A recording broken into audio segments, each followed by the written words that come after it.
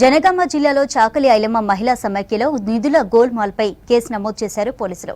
వెంకర్యాల గ్రామంలో మహిళా సమైక్య సభ్యులు ఆగస్టు 24న 4 ఎకరాల భూమిని మార్కెట్ ధర కన్నా ఎక్కువ రేటుకు కొని అవినీతికి పాల్పడినట్లు డిఆర్డీఓ పోలీసులకు ఫిర్యాదు చేశారు.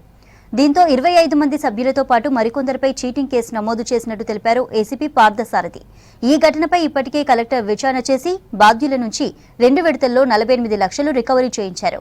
సెర్ప్ అదనపు డిఆర్డీఓ భువనగిరి శ్రీనివాస్తో పాటు డిపిఎం దాసరి సమ్మక్కను సస్పెండ్ చేశారు. శ్రీమతి వసంత గారు మనకు కంప్లైంట్ ఇచ్చారు. చాకలి ఐలమ్మ మహిళా సమాఖ్య జిల్లా మహిళా సమాఖ్య ఆధ్వర్యంలో కొంత డబ్బులు గోల్మాల్ అయినాయి. తక్కువ 4 ఎకరాల ల్యాండ్ తక్కువ ధర ఉన్నది ఎక్కువ ధరకు వెచ్చించి అటు డబ్బుల్ని దుర్వినియోగపరిచారని వచ్చిన సమాచారం మేరకు మనం ఇచ్చిన ఫిర్యాదు మేరకు కేసు నమోదు చేశాం.